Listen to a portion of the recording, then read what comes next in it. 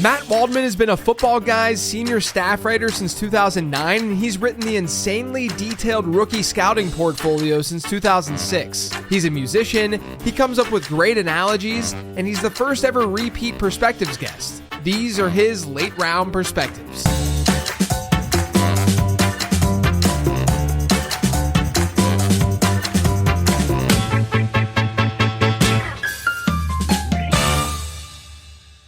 Yeah, man, I realized today you are the first repeat late round Perspectives guest. No way.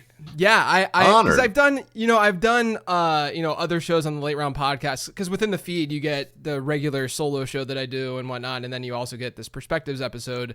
I've had folks, Harmon comes on to talk wide receivers and stuff like that each year during the draft time, but Perspectives is sort of this different entity of like, we're not specifically just talking about wide receivers, or we're not specifically talking about one topic. And I think I knew, but I like fully realized, I'm like, oh, Waldman is the first one, because we had our meetup, if you will, last year, where we got to do the little film versus analytics talk and discussion, and obviously dig into that class. But you're the first one that's returning. Well, I'm honored. I'm glad I made it back. I made the cut, and we can have a good time talking about this class for sure. Because I know that a lot of people that follow what I do and follow what you do had a lot of good feedback for us getting a chance to talk and 100%. Talk things over, and it was just a lot of fun, Yeah. It's great. It's great. And I also I have to give you the yearly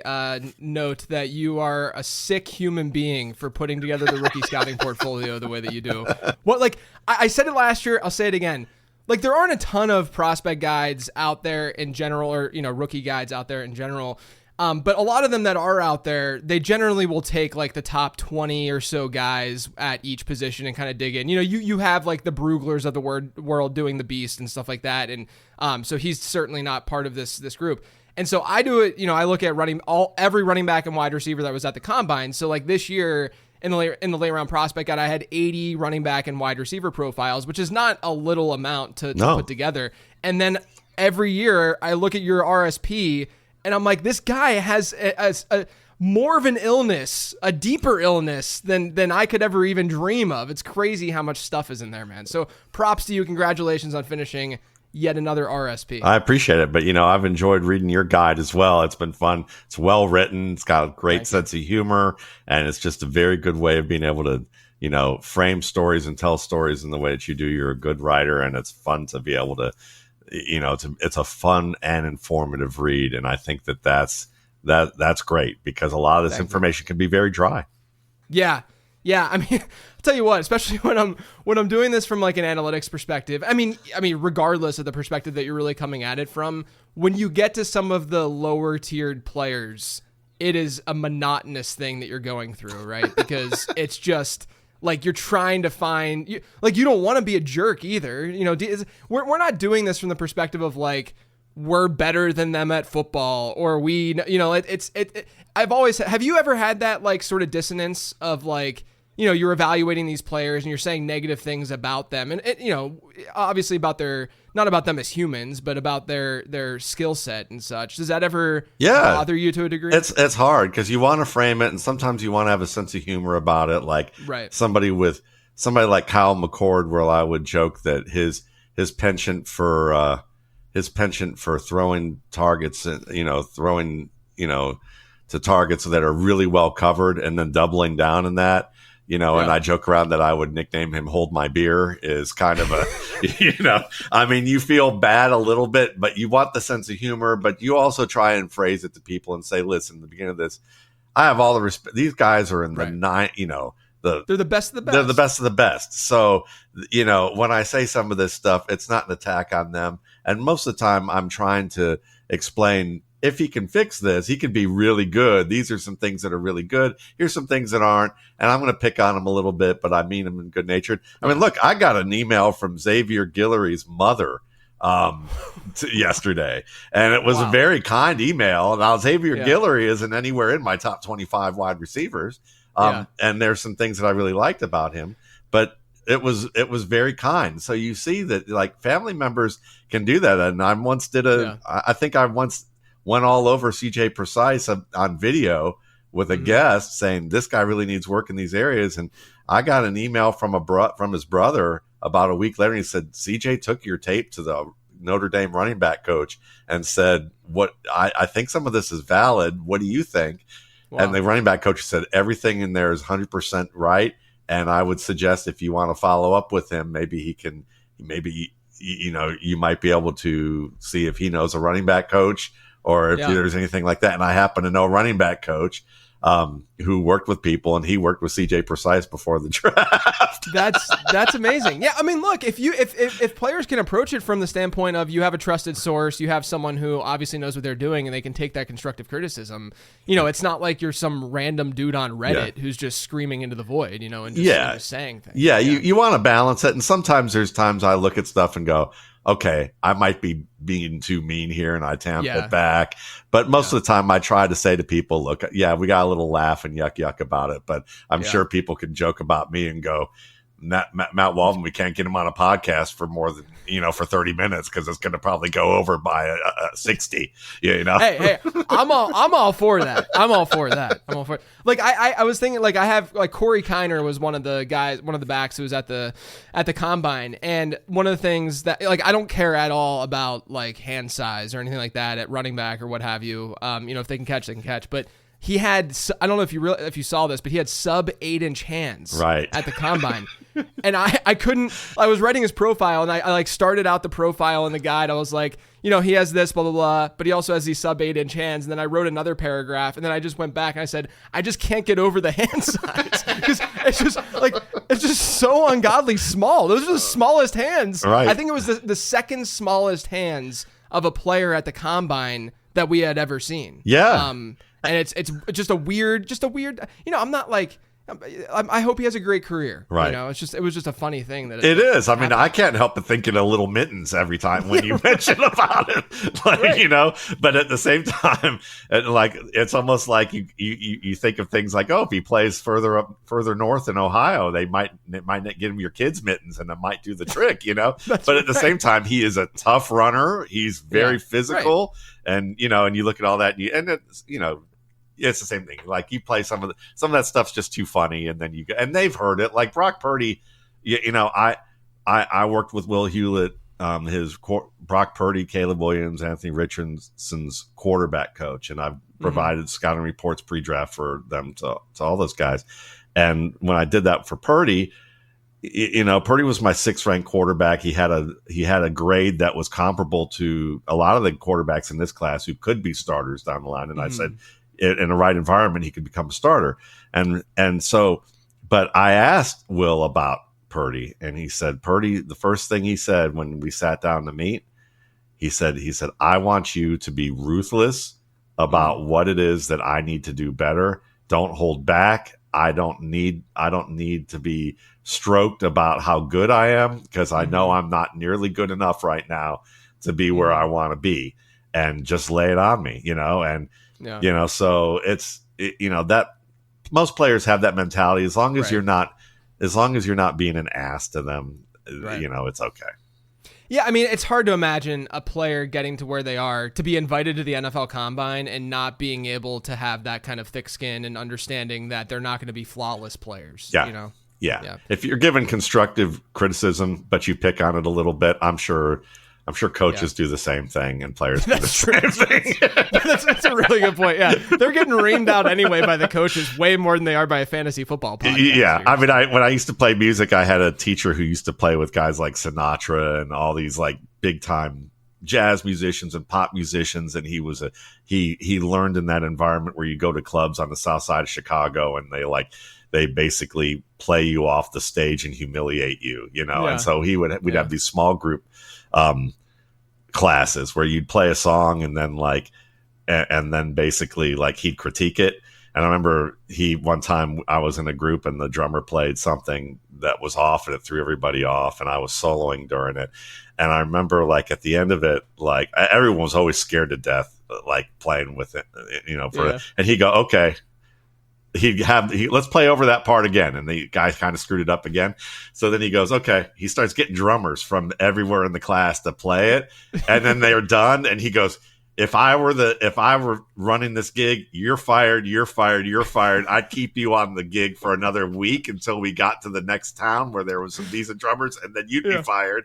You'd be fired. He goes, I'd probably keep, but I'd probably yell at you for what you did here, and you're just like, oh God, so, and I laugh because the only compliment I ever got in that thing was like, he goes, the saxophone player had better time than you did. He goes, he's the one who put everything back on track. Maybe we should teach him how to play drums.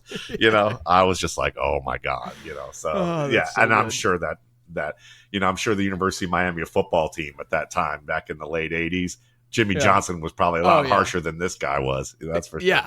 Yeah, 100%. Like I said, you just finished your RSP, published April 1st. Yes, that's and so it's out there for anyone who wants to, but you should check it out for sure. But I wanted to ask you, like, one of the things that I really appreciate about it, and I don't have the benefit of doing this because of the way that like my prospect model is kind of constructed, and that I do, I draft capital as part of it because I'm trying to predict fantasy football at the end of the day. I think that you do a little bit more you do a lot more from the perspective of, is this guy just generally like good or not? Whereas I'm approaching it from the perspective of, does this player sort of fit what works in fantasy football, And I say that because I appreciate that, especially in the pre-draft RSP, you're not afraid to, just tell it how it is or tell it how you see it, right? And so, for instance, and we'll get to this player in a second, but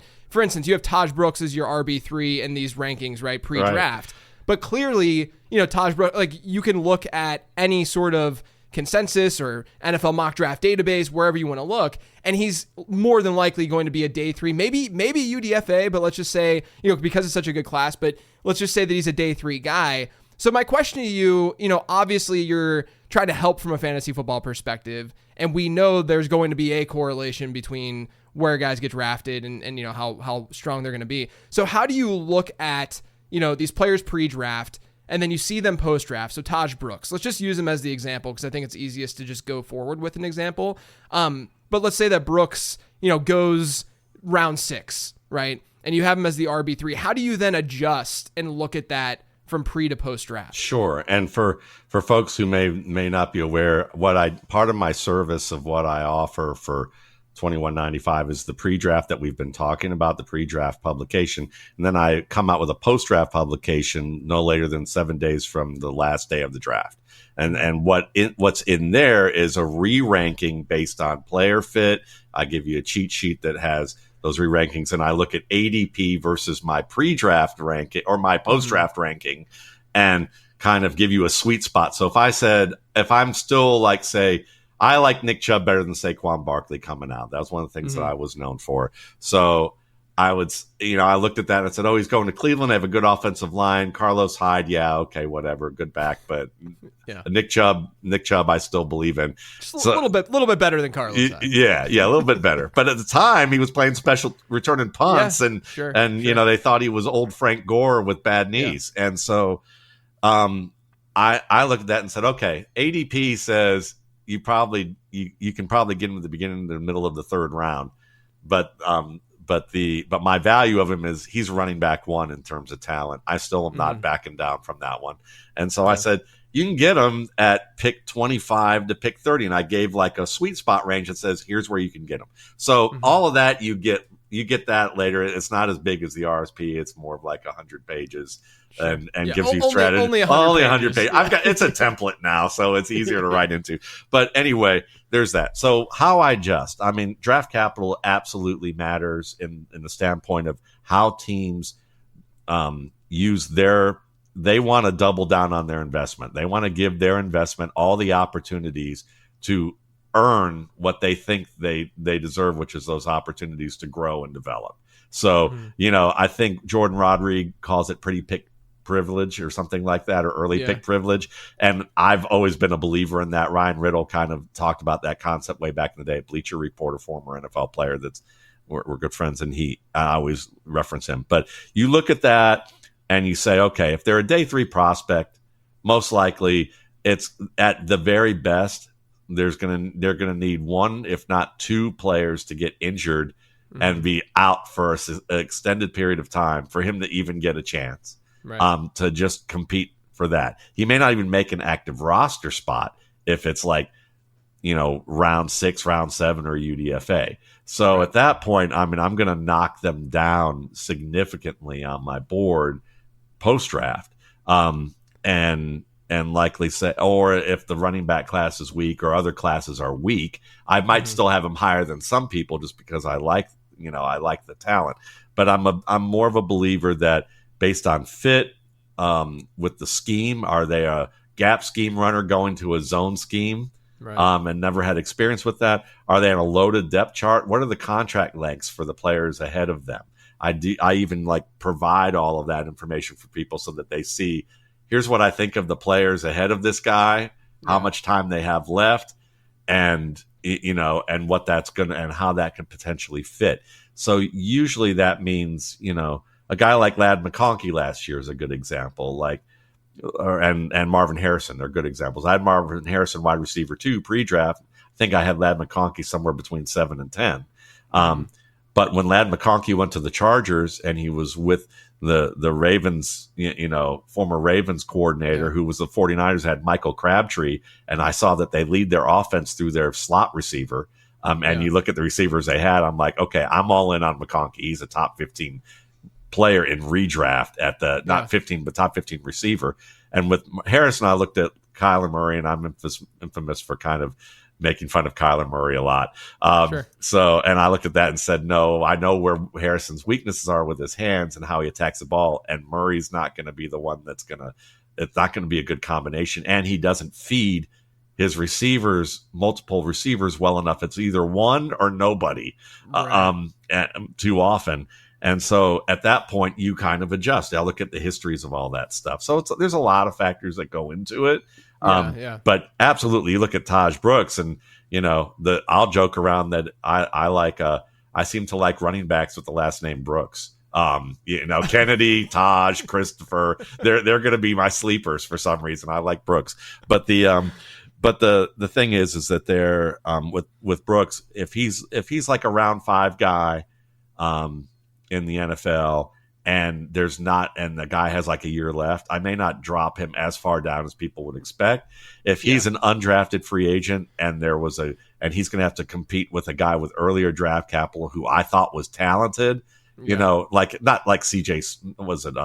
Isaiah Spiller, like he was behind a guy like Isaiah Spiller, I'd go, forget it, I'm taking the chance. But if it's somebody else that I liked, then I might be looking at that and going, we're going to have to wait and see. So for what I always recommend to people who are a subscriber to the RSP is, if you're a fantasy player, you're going to like the post draft a lot more right away. It's to the point. It tells you what you need to know, where to draft, gives you strategic points.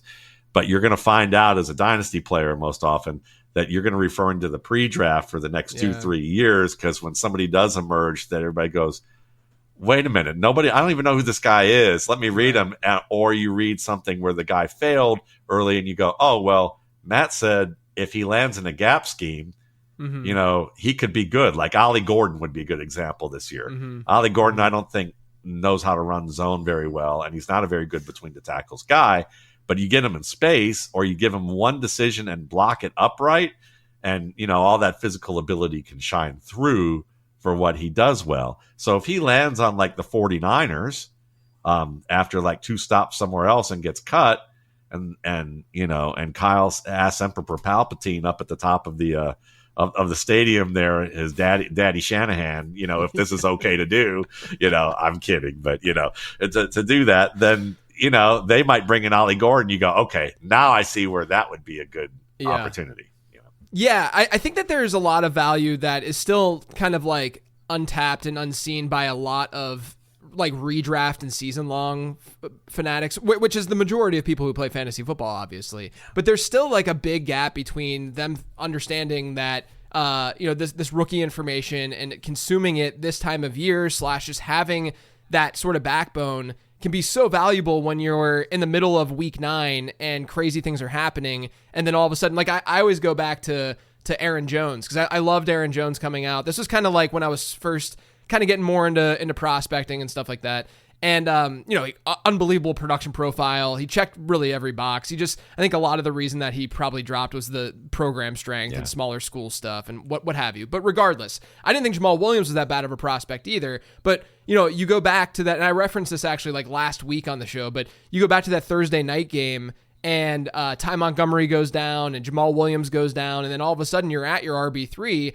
And I'm sitting there, I remember tweeting just my pants were off. I was so excited. Aaron Jones is going to get an opportunity. And, he didn't necessarily like blow up his rookie year, but you could see flashes that he was going to be, a good player. And so having that like backbone just allows you to be a lot quicker than the rest of your league mates when making these decisions. Yeah. And that's why, again, your Taj Brooks ranking, I totally understand the utility and how you can use that and how you can deploy that then with your own leagues, because you now know you don't have, like, you can still look at ADP and still draft off of ADP to a degree, but then know that you can reach a little bit for Taj Brooks because Waldman said that you should reach a little bit for Taj Brooks. Yeah, I mean, Isaiah Pacheco is an example of a guy I liked more than other people, probably you as well. And then, I can go as far back before I even started writing this. I remember being in a league where I traded away Chris Warren.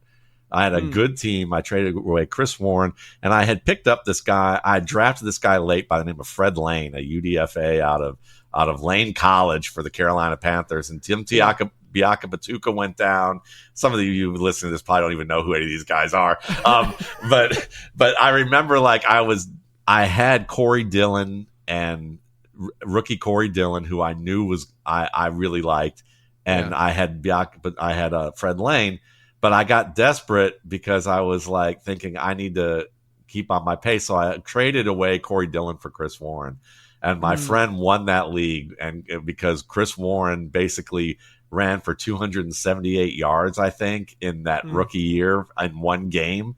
And I had 5 shots in a row from Fred Lane in the end zone for me to get to that game, and I lost by a yard. But the thing is I just gave you 2 rookies from various ranges who were very impactful, in this league. And I realized there, it's okay, well, Corey Dillon didn't really get going until about halfway through the season.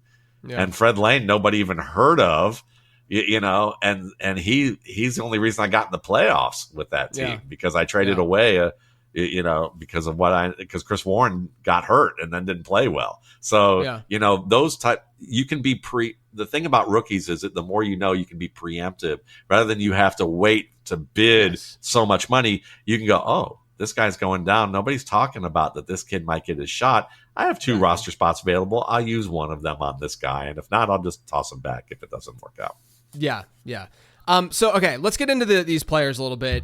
This running back class, I think consensus agrees that it's unbelievably good. How would you rank this one? I mean, you don't have to give a hardcore ranking, but where would you sort of place this amongst other classes since, over the last 15 years or so? Is this 2017 all over? Is this going to be, are we going to see results that are that good or even better? I think there's potential for that, but if I'd say that turned out to be an A+ class, let's go ahead and say this is a B to B+ class. And I know that some people would go, well, I hear all this great stuff, but you look at the running backs and you're looking at where I have them graded.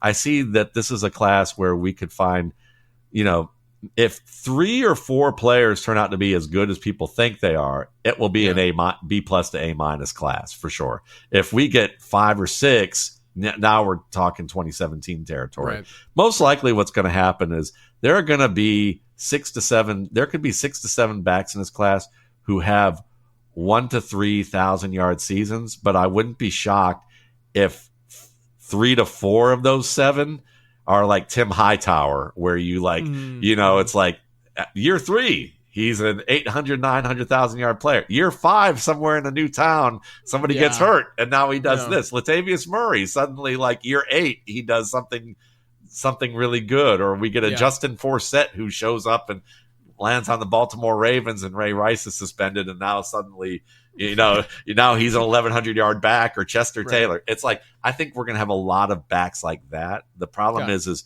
and you're also going to, and part of it too is, I think we're going to see in round 5 and round 6, a lot of guys get drafted, and it'll be that Jamal Williams, Aaron Jones scenario where they draft, like, I hope this doesn't happen because I like Damian Martinez, but say they draft Damian Martinez in round 5, and then they follow up in round 6 and get a guy like, let's just say, Taj Brooks, and now you're like, let him compete and see what happens. And now one of them gets the opportunity.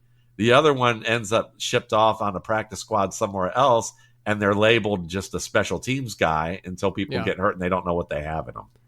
Yeah, I mean, things always look way cleaner pre-draft than they do post-draft, all the time. I mean, you're going to get a team that drafts probably a day 2 back that we didn't expect them to draft a day 2 back, because it happens pretty much every year. So it makes sense that we could see something like that go down.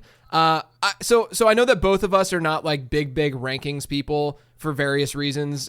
You spelled that out in detail in the RSP. Talking about different archetypes and different types of players. That it's a really weird thing to do when you do sit down and do it and think about it. It's like, how am I ranking Ladd McConkey versus Mike Evans or whatever? It's like right. it's a really weird thing at the end of the day, just because they're not going to score points and do things the same way, let alone doing that, from a prospecting perspective, where we're really just looking at them as talents, not even necessarily like we know how many fantasy points they're scoring and like what environment they're in, all that kind of stuff. So I don't want to, have people listen to this and think that I'm approaching this from this is your set in stone ranking versus this is the ranking that the consensus feels right now, because I don't think that's a really helpful thing to do. Instead, I'm going to just generalize, right? Sure. And I'm going to say, okay, you seem to be a little bit higher on this player. What is it that you like about this player? And then I'll give you some analytical stuff about that guy. And I basically to ask you questions to see if some of the analytics back what you're seeing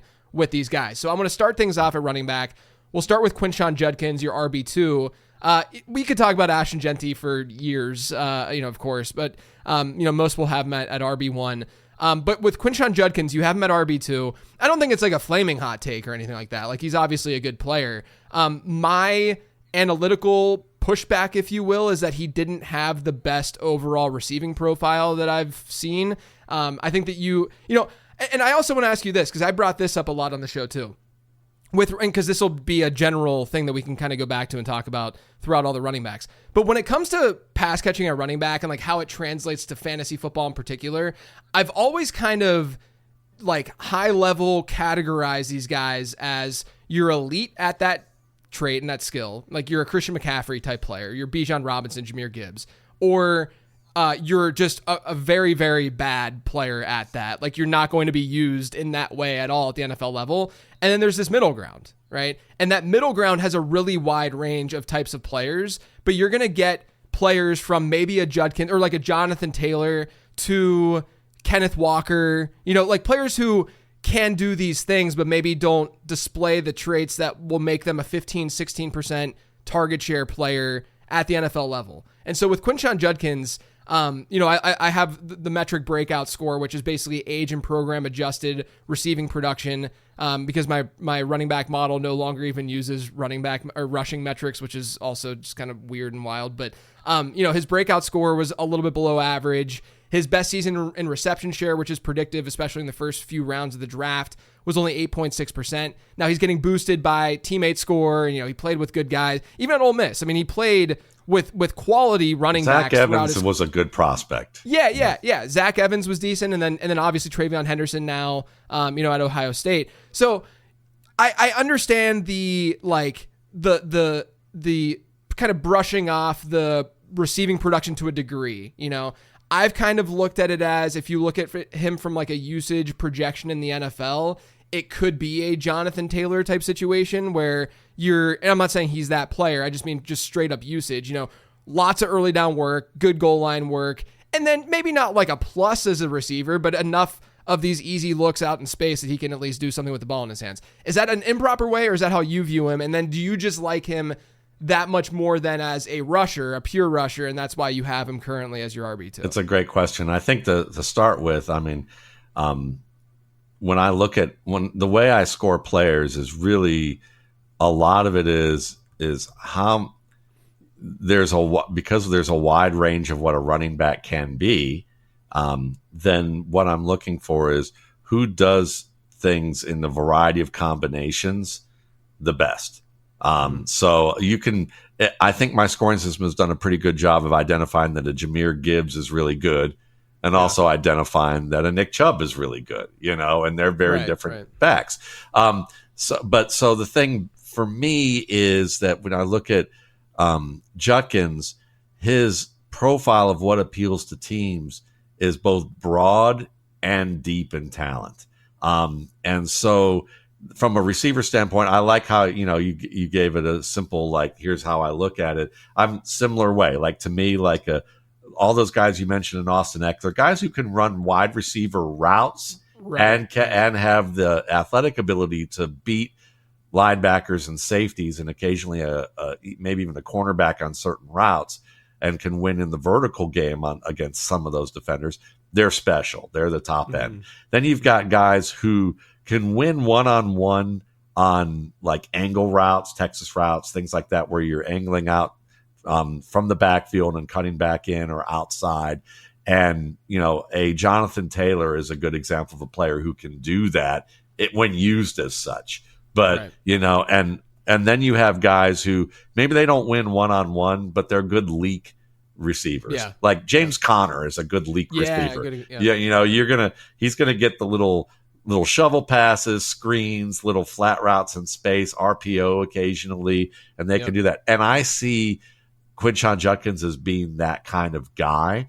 He does have some technique flaws with catching the ball that just need to be cleaned up, but the top wide receivers have the same flaws. So there are things that he's got to, but I've seen him run angle routes against one-on-one against linebackers at Ohio State and Ole Miss and go, okay, this guy actually has a feel for how to beat someone one-on-one efficiently and with the right kind of movement and win the ball and be able to, like, I've seen him earn the ball, take hits, do it in tight coverage, extend and win targets that are difficult, but he just sometimes drops the ball. So when I look at that, I go, yeah, he's probably a B-back in the A-back, B-back thing, the bigger guy. But if called upon to be the main back, I think he has enough of the explosion, enough of the vision and understanding of how to create within different schemes, and just enough receiving skill to end up being like not in style, but like a James Conner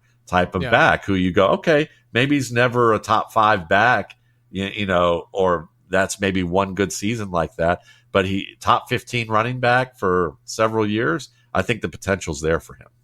Yeah, there seems to be, to me, a decent amount of like safety with Judkins as a player, from a forecasting perspective. Whereas, when you have more of a specialist type or someone like I don't want to say Travion Henderson. I think that's probably a little bit too far. But even like when you're looking at like Brashard Smith or something, where it's like you have this one lane that you're kind of needing to go down and go in. And if you don't hit that lane when you get to the NFL, there's going to be problems in terms of you finding the field and getting production. Whereas there's at least multiple outs for Judkins, right? There's an out of like, he could just be more of an early down guy and get, a 7% target share. And okay, he could still be an RB2 in certain situations, but there's also still a little bit of that upside of him developing a little bit more as the receiver. Yeah. I mean, I even like the Travion Henderson one, even though Henderson is high on most people's boards, and he's high enough on mine that he's a top 5 back on my board. But the difference between him is a few spots between him and Judkins. And the difference is that for me, Travion Henderson, if it's blocked right inside, he's going to hit it. But if things start to go haywire inside, which they often do in the NFL, he has more problems there. But you get him in space, and he's very, very good. So the fact that he's top 5 and a little more limited than Judkins, to me, that means they're in a similar tier. They're not. I have Judkins a little bit higher, like in the higher tier, but on the low end of that high tier. Whereas I think I would say that Henderson is maybe on the high end of the tier that's lower. Yeah. Yeah.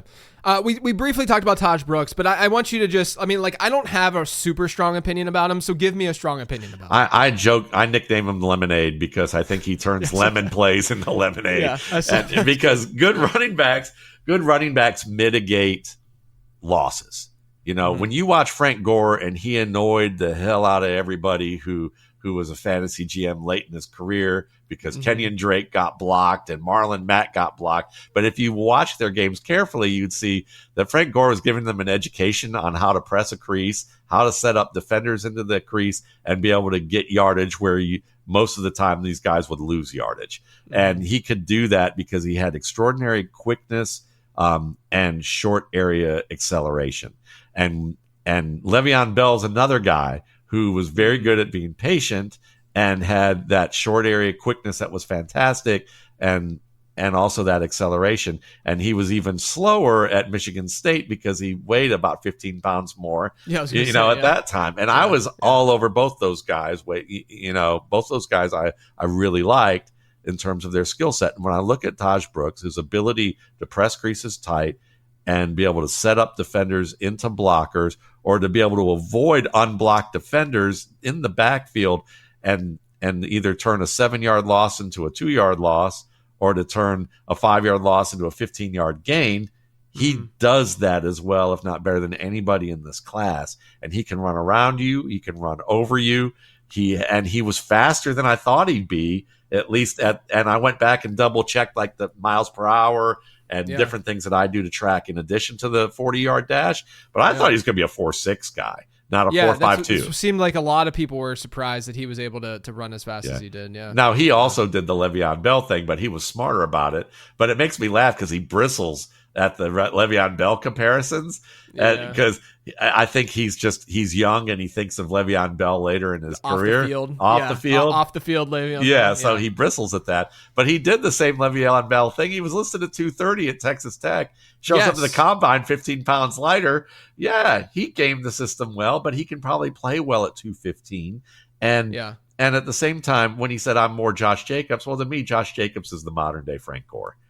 In terms of how you look at the way they play. So Brooks also is a very good receiver. You don't, at Texas Tech, you're going to get a lot of opportunities, and he could win downfield, tracking the ball over his shoulder, winning jump up and through passes that are like back shoulder fades, and he could give you the angle routes and the screen passes. And he's just a creative back with excellent processing speed to identify what he needs to do and does it efficiently, but also can do it dynamically when need be. So I've been a fan for about 1.5 years, 2 years, and I thought he was one of those guys that might gain a little bit more ground, and just it turned out he never did among the public, and that's the way it goes.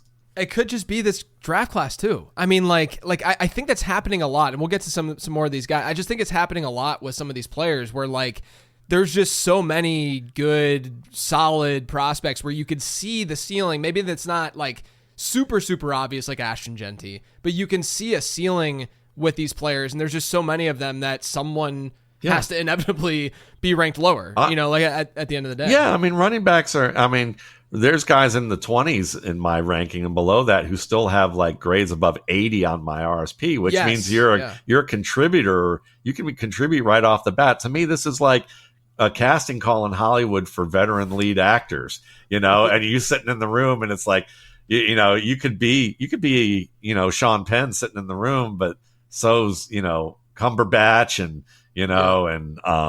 a bunch of other guys, Keanu Reeves, whatever.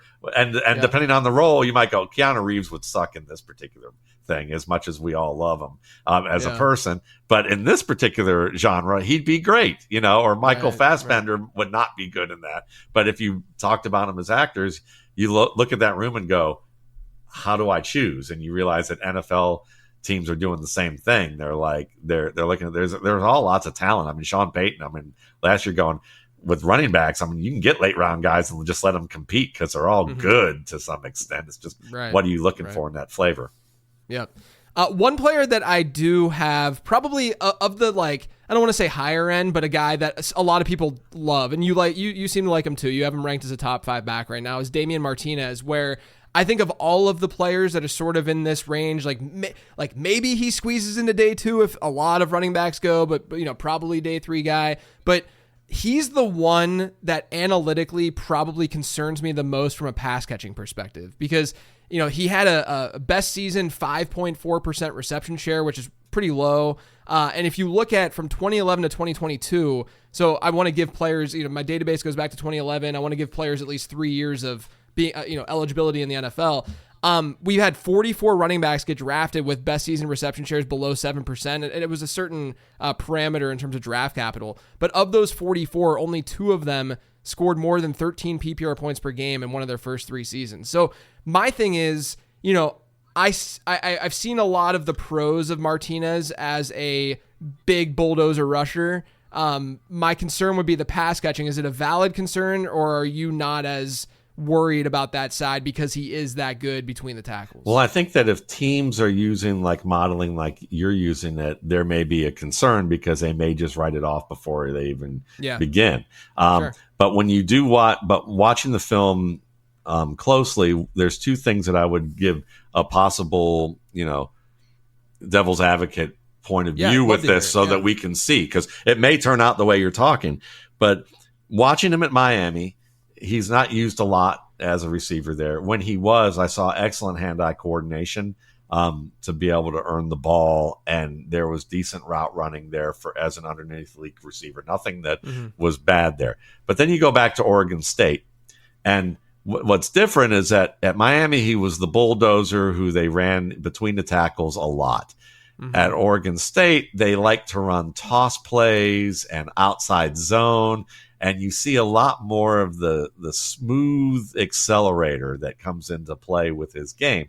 Now, what happens, though, is that if your rushing offense is based on perimeter running, when you do play action, oftentimes you're rolling to the opposite side of the field, or you're running your running back out of the play. So they're not really being featured on the route. They're really the window dressing.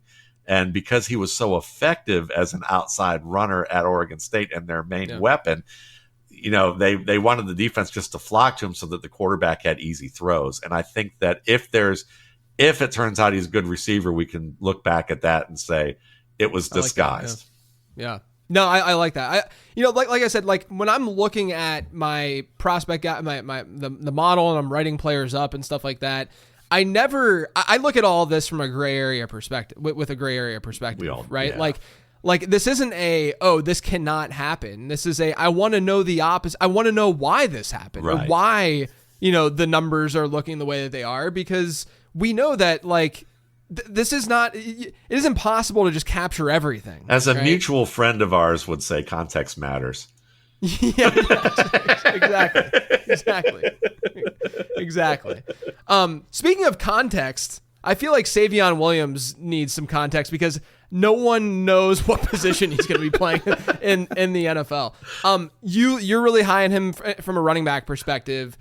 Is this like a easy low hanging fruit Cordero Patterson situation, or one of the comps that because I had him as a wide receiver in the model, because he went to the combine as a wide receiver. Yeah. And so whenever it looks at comps, it's going to look at other wide receivers, and Jalen Hurd was the comp, because that's basically the one player that kind of no one really knew and went day 2 and all of that kind of stuff. But what do you see? How do you see teams deploying him? Because for anyone who doesn't know, Savion Williams is 6'5", just a massive, freakish human being who at TCU was getting a lot of work, even just straight up in the backfield, as a running back, and obviously getting more gadgety stuff as well. But there was a legit just running back usage from him there too. So I'm really curious as to how you view him. Yeah, well, I had a high grade for him as a receiver too. So I originally watched him as a receiver, and then last month I decided, I'm going to grade him as a running back as well. So grade him as a receiver. I think he can be a starting outside receiver in the NFL who can be very good, because he runs decent routes, and he's a good pass catcher. He has some flaws with his hands, but they're not Quentin Johnston there's various ways you can be flawed with how you attack a football.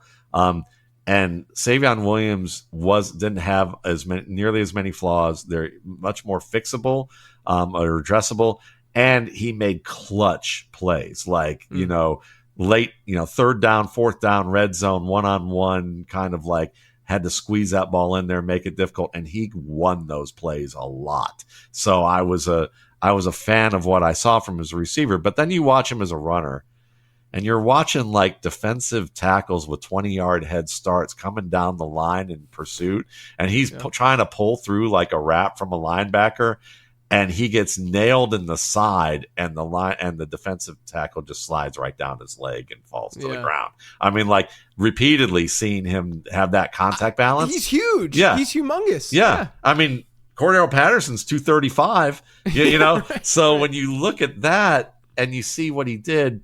He's one of those guys where you have Quinshon Judkins, and you can say he can run zone, he can run gap, he can do a little bit of everything really well. And then Savion Williams, you go, well, if you put him in an offense where he gets like what Cordero gets, which is toss plays and gap plays, just look, this is the alley. Do whatever you can to get into that alley, and don't try and do anything too crazy until you get to the second level. Yeah. And Williams does that. The crazy thing is that Williams is a very good red zone runner, and he's more than just a look meet, just do this one thing. He really can diagnose well within the scope of what they've asked him to do. So he's a savvy runner in that respect. And because he understands, he has good footwork, he understands how to vary pace, and he can break tackles, and then he's got that open field ability. I can see how a team might look at that and say, you know what? Let's figure out a way to use him like we use Cordero Patterson, except that if I'm right and Savion Williams doesn't have the learning issues that Patterson did as a receiver, because my buddy Russ Landy, former NFL scout, said, when he graded Patterson, what they learned when they interviewed him is that he had a very difficult time translating what was on the whiteboard to the field. So he really needed a lot of study time every week. And you had to like give him like very specific set things to do, or else otherwise he just drowned in Norv Turner's offense because they expected him to calculate all these things that he just couldn't do. But if that explains the 10th year breakout. Though. Exactly. They were trying, they're trying to figure out what to do with him. And then finally, Bill Belichick was able to give some hints of that. And Arthur Smith said, let's give him runs that put him in space. Cause he was the best space runner I ever graded in 20 years. I mean, yeah. All right, so two other players that are pretty high in the consensus boards that you're lower on, just from rankings perspective. But obviously, this is the pre-draft stuff, everything we already prefaced with. Caleb Johnson and Omarion Hampton. Let's start with Caleb Johnson. My question to you is: do you have like long speed concerns with him? It's interesting because he goes to the combine, runs probably a 40 that was maybe even a little bit better than some thought that he would run. But, everyone's like, oh, he was a loser at the combine. And I actually don't totally disagree, only because all of the other running backs ran so fast, right? So, like, within the context of that, because his speed score, when you adjust for weight and stuff, actually is totally fine. Is that a concern for you? And then we'll get to Omarion Hampton after that. Let's just talk about Caleb Johnson first. He can flip the field. That's good enough for me. Like if you can get from the 20 to the 20 or the 40, even the 40 to the 30 or something like that, that's good enough. I'm good with that. That's a big play. He does that fine. He's just for me, he's a back who could start right now if you needed him to, and the grade reflects that, even if the ranking doesn't. It's just that he's better in one scheme than any other. So it's like. So most likely he'll rise in my rankings post-draft, because if he landed on a team that was like a Kubiak, Stefanski type of McVay type of scheme where you're going to run a lot of wide zone, that's what he does best. But he can run the other schemes okay. He's just not quite as strong. He's not quite as quick twitch as maybe you would want, but he's a smooth runner. He can do everything you're looking for. Other than, I would say pass protection needs a little bit of work. Probably what dinged him more than anything was pass protection, and that his speed, for me, speed, the point value might be the difference between might be the difference between 3 to 5 backs on my board. One tier. Yeah. But still well within starter range. So I'm fine with him. I just the speed thing didn't really bother me, especially with outside zone. Yeah. And then Omarion Hampton. I think this is a really interesting case because if you look at running back since 2011 who got first round draft capital, and I'm going to give you a hypothetical to kind of just think through this, sure. right? We've had 18 of them since 2011. 2/3 of those have given us 16 or more PPR points per game in one of their first 3 years. It's an RB1 season in one of their first 3 years. The guys who didn't were Mark Ingram, who eventually kind of got there, David Wilson, who had to retire early, Rashad Penny, who's obviously was banged up, couldn't stay healthy, Josh Jacobs, who eventually got there. He was always an RB2. It's really just like Clyde Edwards-Helaire and Sony Michel, who were bottom of the first round picks to begin with, Right. And definitely had, some flags too. But regardless, my question to you is, you see Hampton a certain way, based on the ranking and based on, your write-up of him.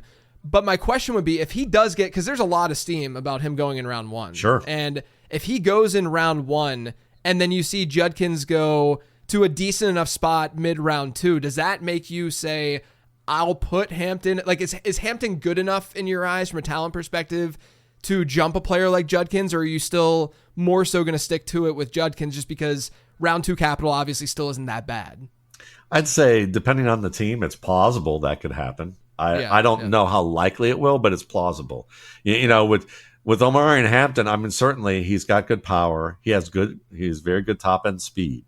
But I would say that his top end speed isn't accessed well enough on a regular enough basis that I project it well to go that well in the NFL, because he needs a long runway to hit that top speed. Like, think Latavius Murray, like, if he gets into the secondary and he didn't have to make anybody miss or break a tackle, he's going to accelerate past those guys.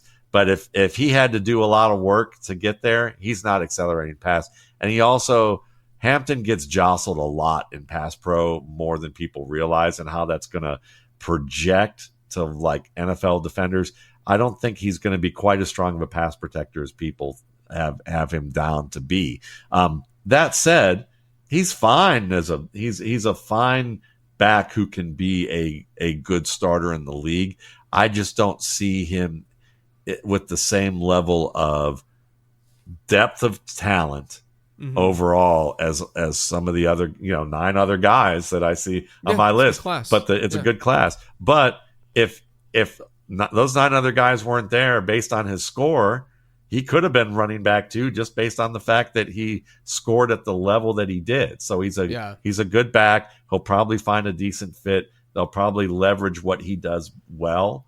So if Judkins goes to round 3 or round 4, then I'd probably be more likely to give Hampton the nod. If Judkins goes to a good team in the second round, I'd probably still go with Judkins. But Hampton will probably move up. Hampton would probably move up beyond Damian Martinez if Martinez is like a fifth round pick easily. Yeah.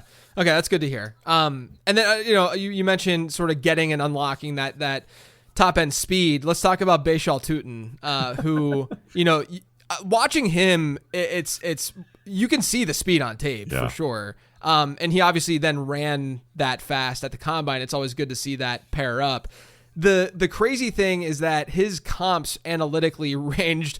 It was just so wide. It went from Kenneth Walker on the good end to Darrington Evans, on the other. It's just to me, he seems like a high upside player and high upside back.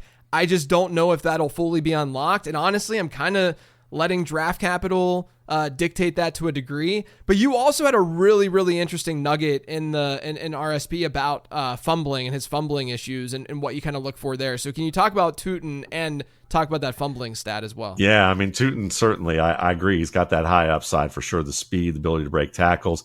Get him in a gap scheme, and I think he does pretty well. But anything else where he has to make more advanced decisions behind the line of scrimmage, that's where I have concerns about him maybe being a little bit slower to develop, but he could get there. It's just, but if there's a reason he stalls out, it'll either be the decision making where it's just hit or miss sometimes, and the fumbling. Because one of the things that I've that I decided to do after a while was I decided this summer was let me look at the past 6 years of running backs who've entered the league and look at players who fell below the baseline that I set as you should be able to be on the field with this fumble rate, and anything lower than that, you're not holding on the ball well enough to ride the ride.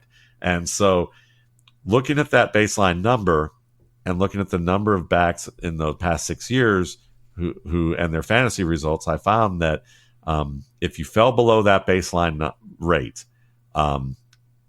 that only I think it was only 10% of the backs scored at a running back 2 value or higher, and then only 3% scored at a running back as a top 10 running back or higher.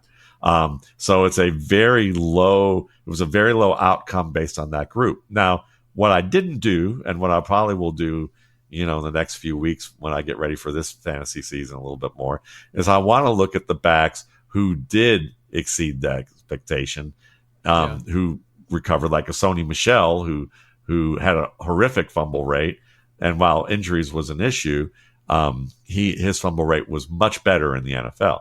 I want to see who was able to start from that bad baseline and get better. And I would bet anecdotally that they had high scores in the RSP. They probably scored above a certain threshold. So if Tootin scores above that threshold and those other guys did too, it might not be as much of a concern. Right. But at the same time, I found what I can't say anecdotally that I've seen that clearly. In fact, I'd say I haven't seen that. So I'd be a little more concerned. Yeah. I'm going to just go to one more running back because I know that, we're talking and I mean, look, if you want to keep going, I'll keep going. I'll keep going if you want to. I'll talk. I will talk all day. Yeah. All right. Well, then let's just get to these guys because I think that people will want to hear about it. And I just want to pick your brain. Jarquez Hunter was probably the go-to day 3, maybe undrafted. I mean, who knows where he goes, but definitely not day 2 back that my model liked. Are you on the same page with Hunter? Oh yeah. Sweet. I love Jarquez Hunter. I was surprised he ranked so low for me at 20th on my board because that dude has contact balance. He runs with authority. He has excellent speed and quickness. He's one of those players that I believe we're going to look back in a few years and go, that was a gem. That was a gem of a player who you could see it coming, and he just has some things to work out in his game. But I think they're capable. He's kind of the wild card of this draft, if you ask me. He's that little girl with the curl who's got that spunk of the personality where you go, this could go really well or it could go really bad, you know. But but I think we're going to see Jarquez Hunter turn into a good back. Yeah, I mean, that's like that is the perfect late round dart throw, though, in your rookie drafts, right? Like that kind of player. I mean, I wrote about this in the guide, but he really, he was 5th amongst all running backs in this year's class in career avoided tackles per rush, 9th in career explosive run rate, 9th in career yards after contact per attempt. He had a breakout score, which is my more proprietary metric, if you will, of 93.8. So, he didn't get crazy usage as a receiver at Auburn, but it looked like when he did get that opportunity, he made some big plays as a pass catcher when he finally, when they did use him. And it's actually interesting, like it's sort of the way that the model now views like a Kenneth Walker type. Not that they're the same player. I just mean from a receiving perspective, Kenneth Walker also had a pretty low reception share, but Walker's breakout score, which is again new for this year, I changed it up for to it be more focused on receiving. Walker's breakout score was also above 90 because his receiving yards were just so strong when he did get the ball. It's just that they weren't giving him the ball that much. Largely, I think on Walker's end is because he was getting so much work on the ground. But Hunter just seems pretty interesting. He's overall. Yeah, to me, he's in that same body archetype of guys like J.K. Dobbins and Khalil Herbert. And he runs good routes. His hands need a little cleaning up, but again, it's not insurmountable. Yeah. But I love the determination. I love the way that he runs at full speed. He can accelerate into contact. And to me, a good running back does that. Yeah. And not a lot of guys do that anymore. And at Auburn, I mean, listen, their offense is very limited in terms of the range of things that they ask their players to do, which is why probably a lot of people were down on Bo Nix as they saw the disaster that was there. And I know some scouts who did some work there who were they're like bubble screen Bo. That was basically what he was. But when you watch, the receivers didn't do him any favors. And I think this team is kind of like that. Auburn's one of those teams that when I see them, I think of these just raw athletes who are just fantastic athletes across the board for that team. And some of them actually end up being guys that Alabama really wanted. And they said, no, forget it. I'm never going there. And they're the thorn in Alabama's side. But a lot of them are the guys that Alabama's yeah, we could get someone more refined. And Auburn goes there and they go to Auburn, and Auburn's got this team of all athletes, who are great athletes, but the way that they're implemented is a little bit less to be desired sometimes. Yeah. Yeah. It's not Alabama. And from that perspective. Yeah. All right, so I need to talk about DJ Giddens too. So you have him at this RB30 ranking, and again, I'm just being loose with rankings. Sure. You have him lower than where consensus generally is. I have to say, analytically, he looks really, really interesting and pretty decent. Really good size-adjusted speed and a decent enough receiving profile. There's certain filters that, I always preface this, but whenever I'm filtering and saying this is the thing that I get really annoyed about whenever I see it on Twitter, when people go to StatHead and they say, okay, find all the players who hit X, Y, and Z marks, and they use the player that they're trying to prove to be in a certain grouping and tier. They use that player's numbers, which means everyone else in that query is going to be better than that player, right? Right. And so I did that a little bit with Giddens, and I said, let's have some fun with numbers. And he ended up being in a grouping with some really good running backs. And so my question to you is give me the bear case in Giddens. I know that you wrote a little bit about his inconsistencies. It seemed where you could see the flashes, but it wasn't just there enough. Is that the big thing with him? Yeah, I mean, I really wanted to like Giddens. I watched the first game and said, oh, I like where this kid could be. I like where it can happen, and it just never got there for me. And a lot of it is that right now he doesn't really press creases deep enough to set up blocks, and a lot of guys who don't have the patience to get within 1 to 2 steps of a blocker end up being the Kenyon Drakes of the world, where it's they bounce everything too much, they become tentative in what they do, and maybe they have a good season because they get set up in a scheme where it works out, but they don't last. I think his time speed's a little better than what we routinely see on the field. And I think that his acceleration just doesn't match his top gear. The burst is starter caliber, but I think that you see the way he processes information is a little slow. Maybe that gets faster, but I find that when you're working between the tackles, if you don't have a fast processor now, it's hard to get there. That was CJ Prosice's problem. So he didn't have a really fast processor. He had everything that's going on there. So Giddens to me is that guy that, you want players to be thermostats rather than light switches.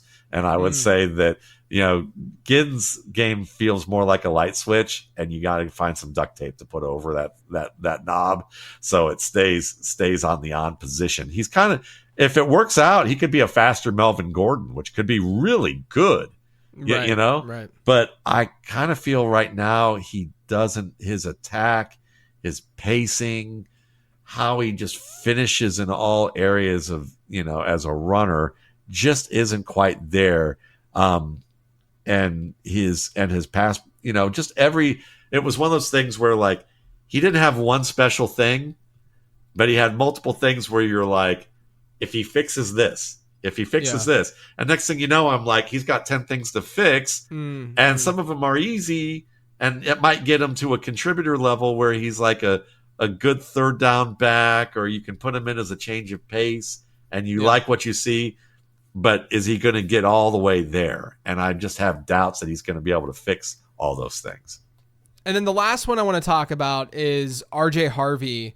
I don't have like a massive stance on him either way. The model dings him because he is an older back. And I sometimes think that, especially when folks are looking at like production and using that as a proxy to evaluate these guys, there's not enough like weight being put in on the age side because he has extra time to get some production, like that you have to at least factor that in.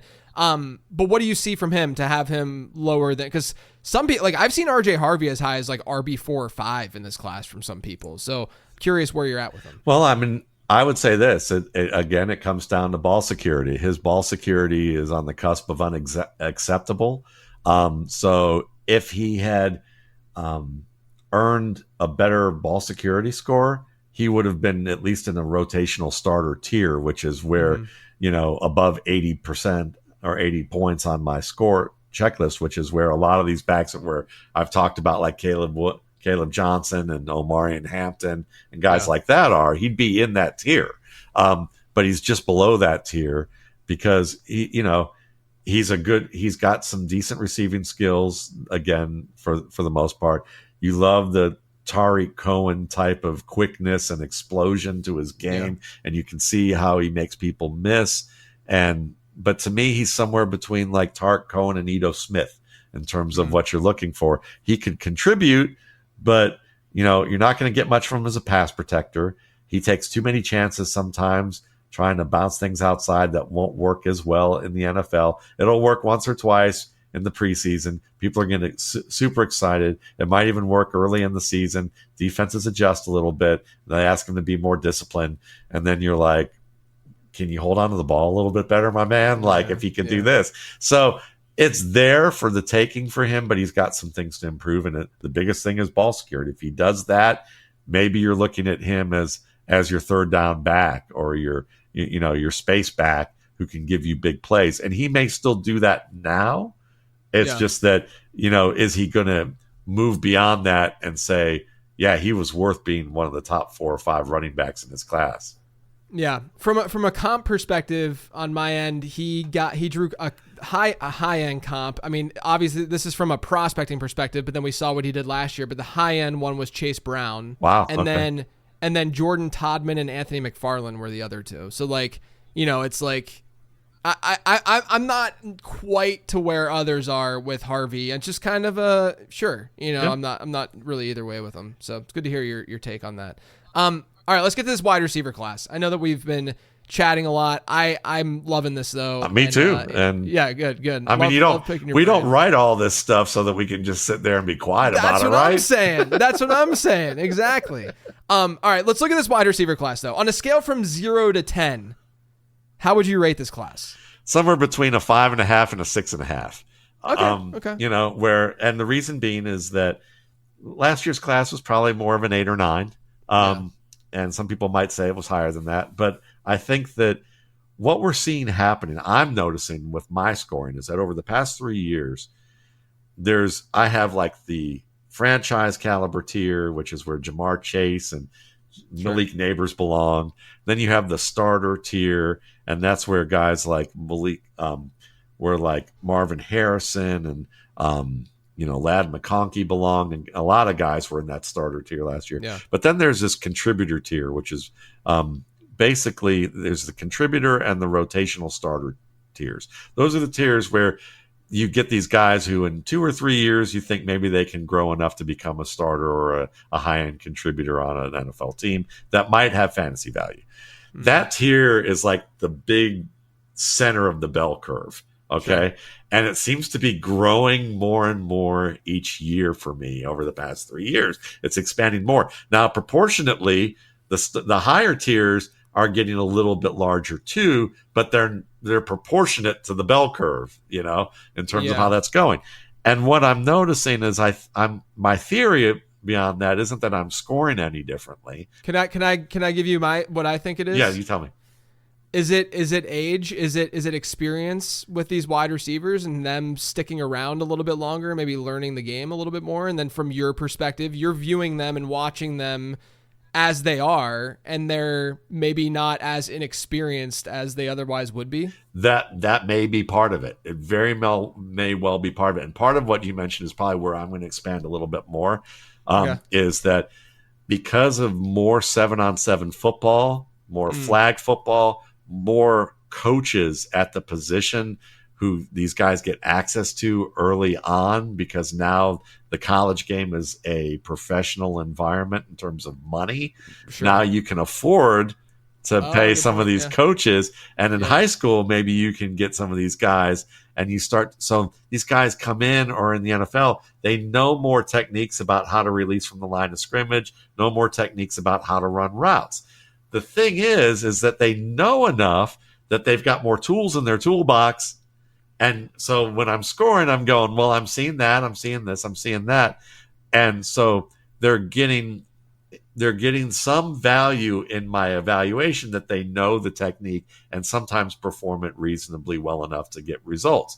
But they're not quite, but they're also showing like they're like the young carpenter who gets the toolbox and he's got the brand new tool set that like maybe his dad bought him or something, and then he comes to the job site and he doesn't know how to use any of those tools. Right. And there's some old man there who looks like he's about to keel over, but he can use a hammer like 6 different ways that you've never even heard of.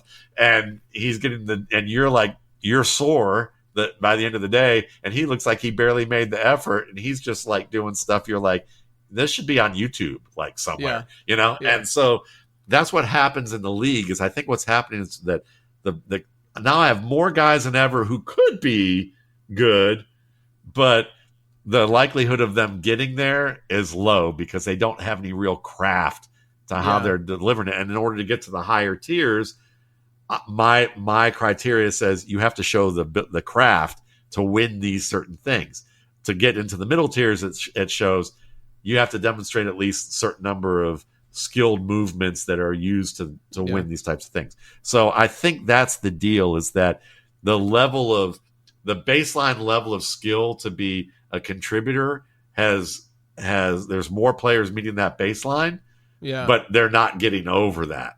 It's kind of like kids now. Like a good example, I used to work at University of Georgia at their business school, and I would talk to professors and academic counselors, and they would say, she's like, the kids are changing nowadays because of the phones. And she said the phone, and she's, I know it's going to sound like old woman shaking your fist but the ability to work together in groups, the soft skills, they're different than what they were generations before. Like you're in my generation they taught soft skills more. And now, so like these kids know about more than we did based on the sheer volume of information. But the soft skills to write an email, to interact with people politely, and I'm not saying all kids, because there's some wonderful kids out there or younger people out there from these generations who are fantastic. But what she said is, I'm seeing a rise in people who are not getting above outside that bell curve, who more and more people, the social skills aren't strong enough to do what they're going to need to do to advance, even though they have a higher baseline of knowledge. Yeah, that's really. I love that. I love that analogy. It's a really good comparison and interesting to think about too. So let's look at these wide receivers. I was very, very satisfied seeing Luther Burden as your wide receiver 1, because I'll tell you what. I even wrote this in the prospect guide this year. I said if the Zap model had a baby, it'd probably name it Luther. It loves Luther Burden. I would say, at least analytically, and I didn't watch like every single season for all of these players, mind you, but like analytically, Luther Burden's sophomore season is the best age-adjusted season from a production standpoint of any wide receiver in this class. And I say that pretty confidently. Now, the downside is if you look at the usage, just simply the usage, he was used basically as like a third-year Wan'Dale Robinson. Like a lot of manufactured stuff, a lot of screens, a lot of stuff behind the line of scrimmage, a lot of slot work. Got some. He wasn't as prolific of a rusher as Wan'Dale was as a prospect, but he did get that rushing production, which to me is a good thing, not a bad thing, to get the rushing production and stuff. But The model loves him because the model is not looking at the exact areas that these players are getting looks. And I also think that there might be, this is me sharing something that I haven't fully fleshed out and really talked through, but I think there's in the analytics world, I think there's a little bit of a overstating of archetypes, the way that Burden is used this way, and that's how Wan'Dale Robinson was used, that's how Rondell Moore was used, that's how Kadarius Toney was used, and Paris Campbell was used, and therefore that's going to be the way that Burden will be used at the next level. To me, I see it more so as, and this is where I want you to just go nuts with your Burden take, I see it more as, okay, this might create a larger range of outcomes for a player like him. It does not mean that we need to full on fade the dude because he's just the next Paris Campbell. To me, it's, okay, we recognize that this has happened in the past before with some players, but there's also other things like, again, Burden's production in general was way better than most of those guys, maybe aside from Robinson, but he's also 25 pounds heavier than Wan'Dale Robinson. He's got 4 inches more, he's 4 inches taller than Wan'Dale Robinson. And there's, to me, this is the other thing I have to throw out there.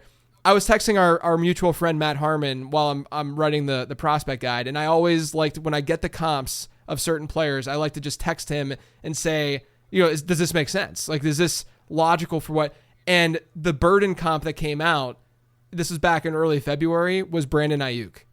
And I saw in RSP and I saw in reception perception that Brandon Ayuk was the guy that you guys were referencing. And I'm like, this is coming together and making me feel a little bit better about because again, I've never heard anybody mention him. So that's great. That's great to hear. It was so wild because again, when you're looking at this stuff from an analytics perspective, an analytical perspective, and you're finding comps and such, your comps are going to not be so one-to-one in terms of the exact type of player that you project per se. Like there will be instances where a slot player has a comp that is more perimeter and barely played the slot in college, for instance, right? Or, you were talking about running backs before. You get a power back versus a guy who's better at zone in a zone. There's there's guys who made it who are the size of a cornerback and guys who made it who are the size of a defensive tackle.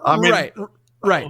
What position has that range of body types? Exactly. So I'm getting a wide, DJ Moore was one, of course, because DJ Moore is a very easy, he was productive. He played a lot more on the perimeter and he didn't have the same kind of usage as Burden did, but very similar size, very similar overall high level production. But then the Ayuk one came out, and then you had Ayuk too, and Harmon had Ayuk, and it's the only I have not seen the Burden to Ayuk comp, so I was just chef's kiss. This is unbelievable. I love it. I need to hear you talk about Luther Burden. Well, I laugh when I hear about Wan'Dale Robinson. I mean, if Luther Burden's Wan'Dale Robinson, I'm John Coltrane. That's basically, I would love that to happen. I'd hate it for Burden, but I would love that to happen for me selfishly.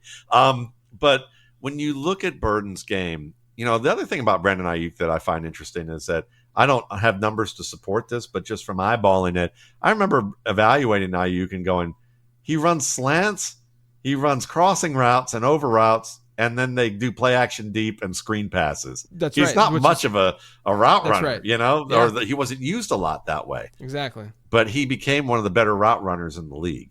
And when I watched Luther Burden, it was easier than evaluating Ayuk for me. Because when I watched him, I know that the volume of plays may not have been there for him as a route runner, but the routes that he did run that were underneath where you required a hard break, they were sharp, they were technically sound. When you needed a speed break where they needed to be flat so a defender who was trailing you couldn't cut off the ball, they were flat. You could see that one of the things that he had that was a very high-end skill was down the field.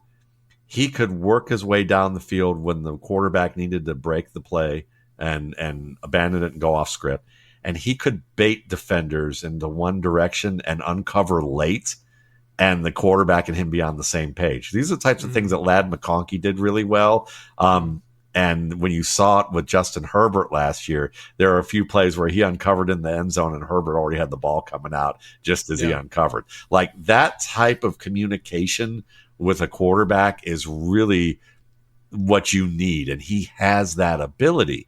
So the route running didn't bother me. The route running was good. When they asked him to go work vertical, tracks the ball very well.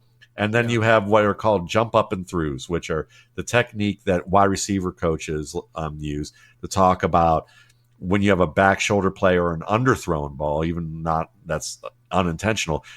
Most guys that people get really excited about, they do these very athletic catches like George Pickens, where they Pickens has gotten better at this, but at Georgia, you would see him like leap late, and that meant that he had to extend and open his chest. And he's like doing the Nestea plunge or the Odell Beckham way back here. Yeah. And the defender has access to his entire body at the catch point to defend the ball. And it looks unbelievable, but it gets you, but you're going to lose in the NFL doing that more often than not. You want to be able to time it early enough that you can attack the ball with a leap that goes straight up in the air, and now your back is to the defender and you're boxing them out and having control of the ball. And the guys who do that well early are few, and Luther Burden does that very well. He's a good tracker. He doesn't track it late, and that means not only does it mean that he catches the ball undefended, he also catches it and can land on his feet and maybe get a little more yardage afterwards and have control. So overall, good route runner, very strong in all the ways that you mentioned, and it just was not as often seen. But when you watch something and you see it happen multiple times, it may only be 3 or 5, but the detail is rich and it's consistent, and it's literally technical things that coaches teach. Yeah. And you see it perform to the letter. You go, I've seen enough. That's enough for me. I know that he knows what he's doing. It's like someone who's had public, if you've taken any public speaking classes, which I have not, obviously, but if you've taken them and you've had, and you've been trained at, say, Toastmasters, I'm sure you can pick out someone who got trained at Toastmasters to be a public speaker, and you can see the techniques. And if you don't, you just look at him and go, that guy's just really smooth at how he's just he's got good presence as a speaker, and he's got a good control of what he does. And I think that's the thing with Burden, is that you only have to see because of the technically rich details of his game, you don't have to see it all the time. You just have to see it enough to go, yeah, that's there.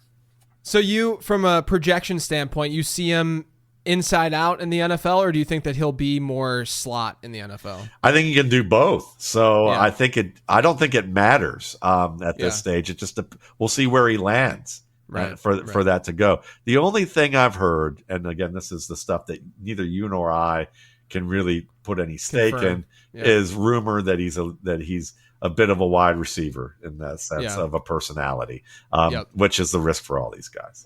So we'll I heard the same thing, and obviously that's it's something that we should at least have in the back of our mind, especially if he's. To me, that's a does the draft capital reflect it kind of thing too? Is it something that teams. A lot of teams here, and then he falls and falls and falls. If you look at like mock draft data, he went from, the end of April mock draft data, right before the draft data, is actually pretty predictive, versus actual draft capital. I have not tested like December or November, mock draft. I don't have access to it, but it is interesting that Burden in like December-ish, that time frame, was like a pretty locked in, like top 12-ish player in this draft, like going in that range. And now he's slipping out of the first round pretty consistently. And maybe it's the off the field stuff, or maybe, it's people seeing more. I don't know. Or maybe it's groupthink. I have no clue, but it's at least something to keep an eye on. I'll say this. I'll end it with this. You mentioned Matt Harmon. Fran Duffy was talking to me, the former Eagles producer who does all those wonderful film reviews for the organization, and now he's out on his own doing his work, and I would recommend people to check out what he's doing. But Fran texted me and goes, I've seen some of your Luther Burden videos on X, and I've been studying them, and I keep thinking to myself, what the heck are people seeing that they don't think this guy is the goods? He goes, I don't see it. And I'll give you this. And he goes, so when I watched, I wondered what you thought. And I said, he's probably going to be my number one wide receiver. And he said, good, because I can't understand what people are seeing that's not there. And I will give Frank credit for this. I remember the last time we talked about a receiver like that, he was really high on Amon-Ra St. Brown. So Frank's got a good eye, and he understands the game. And so I think, that's a good one too. Love to hear that. Travis Hunter, you have him at 2. I don't necessarily want to get into where he's going to play, all that kind of. I just want to talk about him as a receiver because I had a really tough time from an analytic perspective because everybody in the world is on social media right now saying that this is one of the best prospects that they've ever watched before. And then I look at the numbers and of course they threw a lot at Colorado. So he had these like gaudy, junior season numbers, like raw totals and stuff like that. But the predictive metrics, whether you're looking at like yards per route run, receiving yards per team pass attempt, and you adjust that for age because he didn't have massive production until last year. When you adjust for all of that, he has an okay enough profile, but like when you compare that to other first round wide receivers, it's more, and this is not how I would rank him per se, but like it's like 15th, 20th percentile stuff, against other first round wide receivers that we've seen. Now, the way that I've explained that away in a way is that, he's playing 90 snaps a game. He's playing both corner and wide out. He's in the corner rooms, during the week or what have you, and not necessarily getting typical reps, at wide receiver. So I can't really I have to recognize this is a very unique prospect, but what do you see? Do you think that he is as good as other people are saying? Harmon came out with the reception perception chart, of course, and it's all green and everyone's losing their minds over it. But he'll be the first to say that's not the end all, I'm just curious if you see him the way that the majority of people see him. I would say if there's a player that I should have been a little bit more bearish on, it would probably be him. Interesting. Because he was on the border of a couple of tiers as a route runner and pass catcher in some ways that he could have been lower on my board probably. But I saw enough that I felt like he earned the grade that I gave him, which is a franchise caliber grade. He's my number 2 guy. And it's above 90, which is a really very good score. For context, I think Malik Neighbors was like a 94, 95. Jamar Chase was in that range as well. Marvin Harrison, who I wasn't as high on as most people, was still in the 90s, so it's a good score, but there's still things to learn. He's going to start right away if they use him as a receiver fully. But I would say this, I think he does some incredible job with finding the ball, but I think he leaves his feet unnecessarily for targets over his head, which can cause some issues with, earning the ball against tight coverage, with getting yards after the catch in an NFL environment where it's going to be tougher to do that. And then I would say he's also someone who, at the line of scrimmage when getting pressed, people love to talk about, well, he's a corner. He knows what to do, so he's just going to reverse engineer that, and he's going to be really good. I see that he doesn't always make the best choices he should and gets pinned to the boundary more often than I would expect from a guy who actually knows how to pin people to the boundary. So it's easy to be like on one end of the spectrum, and then you now have to play a different instrument, and now you're like, oh, you know what? This instrument's harder than I thought it was. It's got its own challenges. So I think for him, obviously, I think he can play. I just think that if there's some issues, is that, he has a little bit of suboptimal attack for the ball that can, in tight coverage, it might not be as good, just like Marvin Harrison, who in the wrong environment, and they just say, we're going to make you a jump ball receiver, and now you're dropping passes or not winning the ball, and everybody's like, he's not as good as everybody said he was, because you're putting him in that isolated role.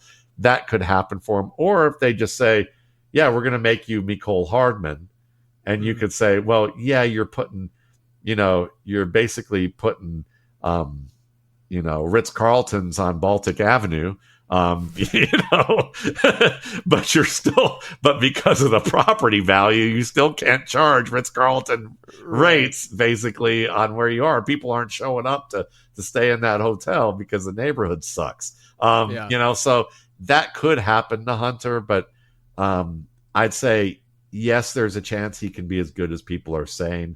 I'm not quite there, but I'm not like down on him either. Yeah, it's hard to just be like, no, it can't happen when we know he's a special player. Yeah, you know, but like that's kind of where I'm at with him overall. All right, I got to talk about Matthew Golden. Golden is probably the poster child of what I was talking about earlier from a draft rising perspective, where if you look at his charts from like December, he was like a 5th round pick for people. And then obviously now, you know, you had that final month of the season. And you know, he overtook Isaiah Bond, you know, in that offense, and he was sort of the primary go-to guy, you know, down the stretch for them. From an analytical perspective, we don't see a ton of hits with this kind of production profile, of course, because he didn't do much until the final, you know, tail end of that season. And, you know, he did a little bit of Houston, but not a ton, especially when you adjust just for age and you know, program strength, what have you. But I will say one of the analytical comps that popped out for him was Ladd McConkey. And so there is at least some of that like potential upside there. You know, I don't want to write him off at all for obvious reasons, but where are you at with Golden? You have him right now at wide receiver 3. Yeah, I liked him. I liked his route running. I felt like that he's good at attacking the football. He makes the type of technically sound plays that you want to see at the catch point and with breaks. He's got very good quickness and body control. And he reminded me of a Ladd McConkey type of player, Jaden Reed. You know, I mean, the same kind of role and function. And I think that he can beat you in multiple ways and multiple roles. And the thing is that maybe a player like him, because he's got that utility the way that he has, that he probably didn't get maybe the type of role that would lead to the value that maybe a model would show. I don't know. That's what, but I could see how that might be the thing with him. You know, he's a matchup player in my eyes, a guy who you can put one-on-one and say, the ball's coming to you, figure it out, you know? Yeah. And I think that he can do that. And I think a lot of people are kind of getting scared off of him because they see a Mecole Hardman type. And but again, Mecole Hardman couldn't catch in tight coverage or in contested situations. He was not a sharp route runner. He was just a very good athlete who could catch the ball reasonably well at the pro standard, but not well enough. So to me, I think again that's a poor comp. It's almost as bad as Luther Burton to Wan'Dale Robinson. Yeah. I mean, the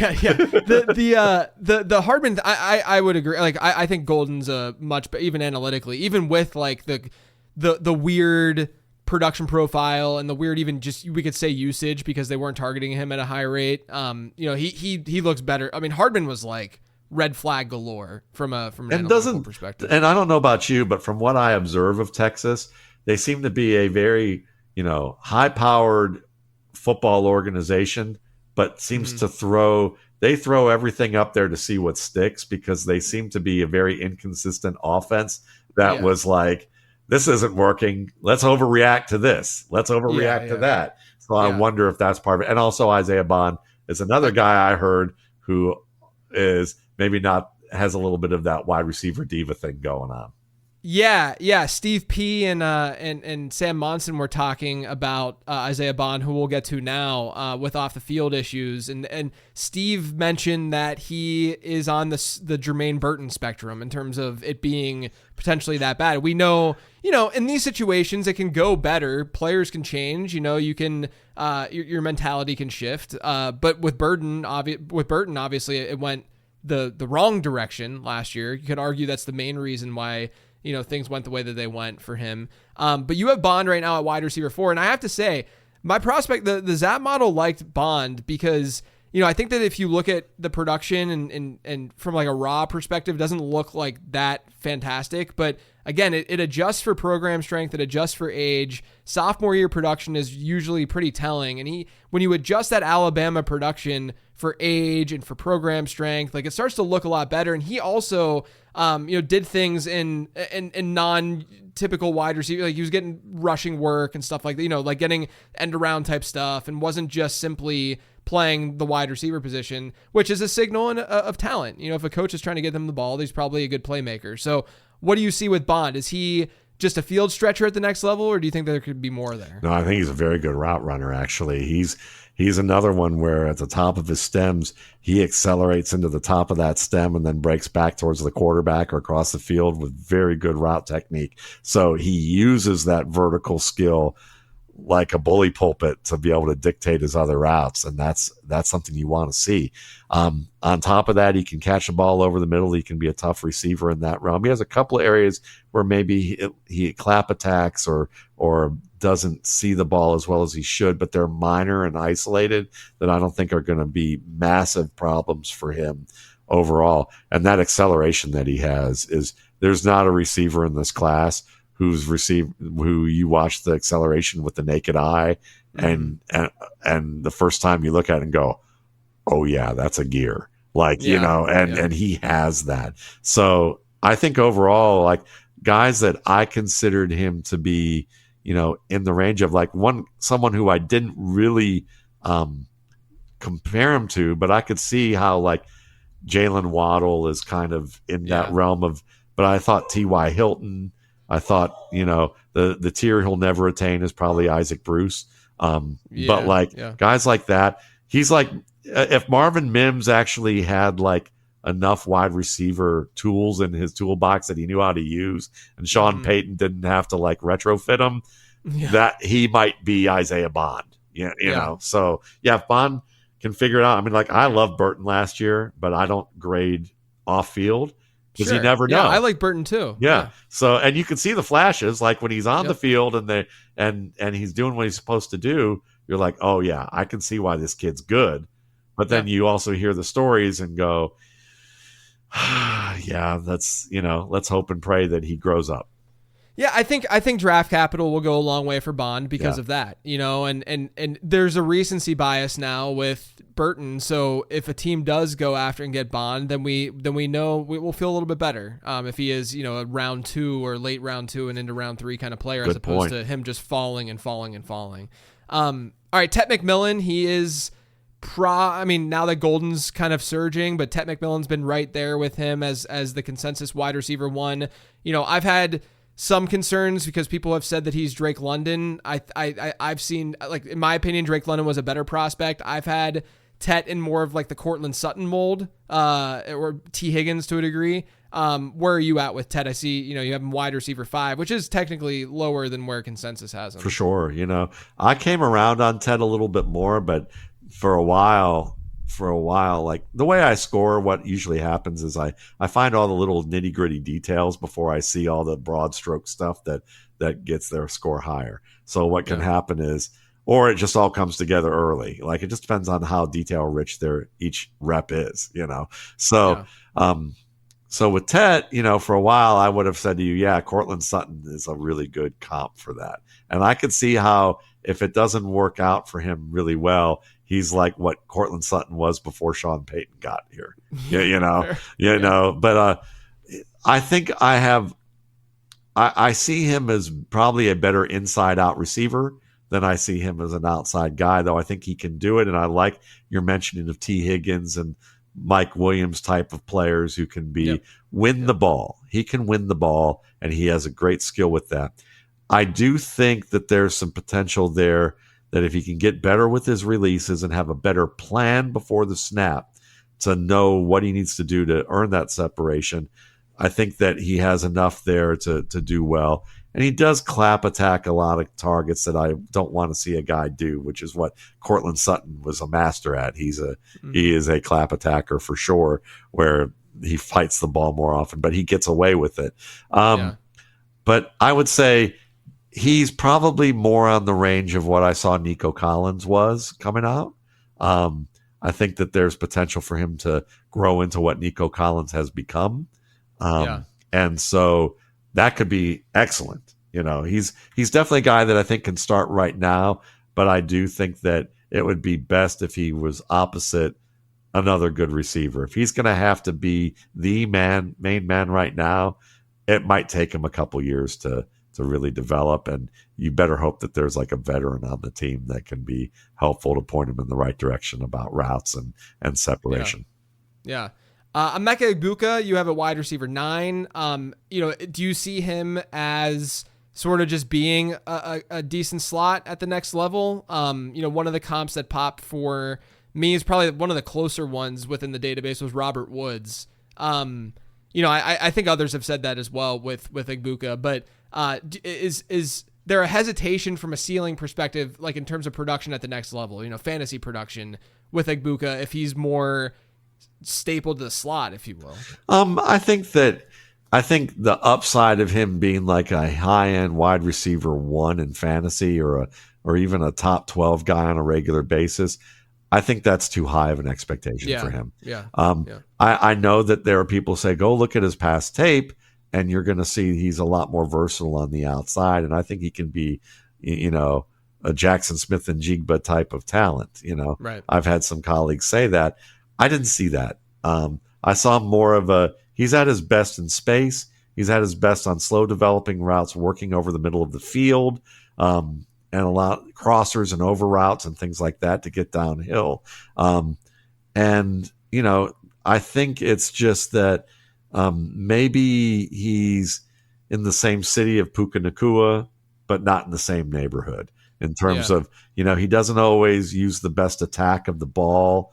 And that means that when he's in tight coverage, he's going to fight the ball more, end up in situations where he loses it.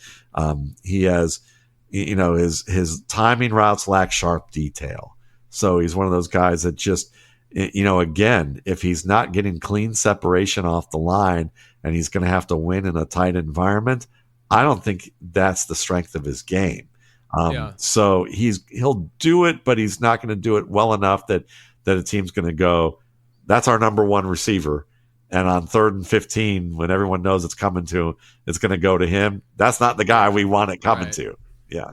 Right. Makes sense. All right. The last wide receivers I want to ask you about. Again, I'm going to reference Harmon again because Harmon came out with his Jaden Higgins route running profile, and it was all red.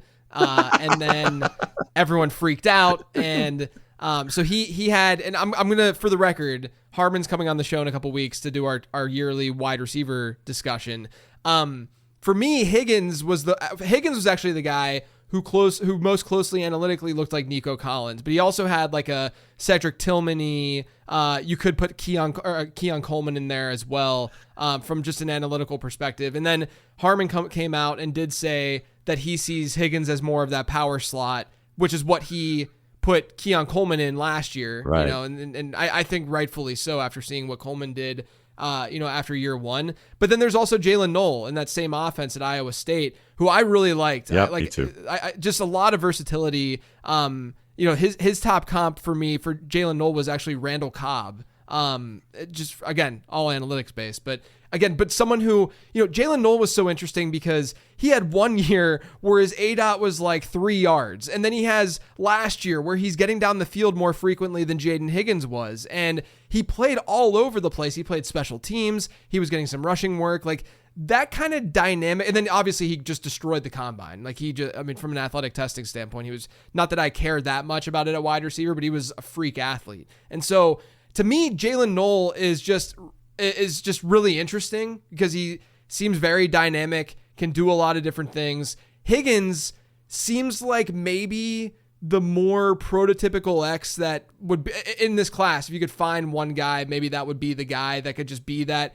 But do you see similar things with McMillan where Higgins would just be more of that, like play more in the slot than people would realize just based on the size and the general profile? I think that might be ways that they want to get him open early in his career because sometimes his footwork is really sharp when it's releasing against defenders. And sometimes you can tell that he doesn't know what he wants to do and it's tentative and he's running in mud.